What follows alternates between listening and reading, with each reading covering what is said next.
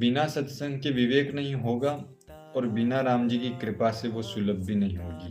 क्या? सत्संग। सत्संग में जाना कोई हलवा पूरी लेना जितना आसान नहीं है।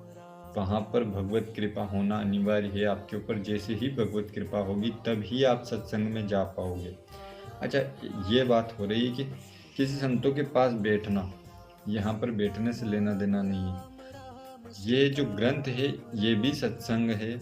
आप किसी भी ग्रंथ के आश्रय में आ जाइए, वो सत्संग हो जाएगा आपके लिए। क्यों? क्योंकि वो किसी महापुरुष की ही लेखनी है। अब अगर हम श्री रामचरितमानस जी के आश्रित रहेंगे तो यहाँ पर बहुत सारे संत हैं। गुरुदेव भगवान, हमारे गुरुदेव भगवान गोस्वामी तुलसीदास जी महाराज हो गए, हमारे देवों के देव महादेव जी हो गए। उनका भी इसमें बहुत योगदान है, क्योंकि कह रहे हैं कि जितना मानस जी को लिखा गया है वो सब हमारे देवादिदेव महादेव जी ने अपने मानस में यहाँ पर रच के रख रखा था। उसको ही प्रकट रूप में यहाँ पर हमारे गुरुदेव भगवान गोस्वामी तुलसीदास जी महाराज ने लिखा है।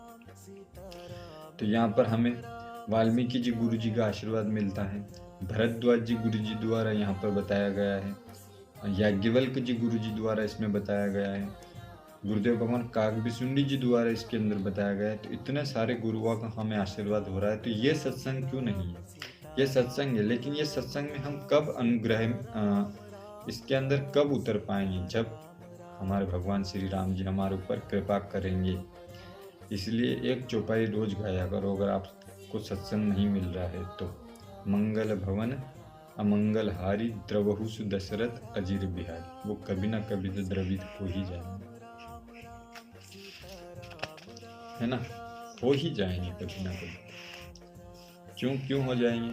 हाँ, तो बिंदु गोस्वामी जी, हम पूज्यपाद गुरुदेव भगवान बिंदु गोस्वामी जी का एक पद है, यदि नाथ का नाम दया निधि है तो दया भी करेंगे कभी ना कभी। दुखहारी हरि दुखिया जन की दुख क्लेश हरेंगे कभी ना कभी।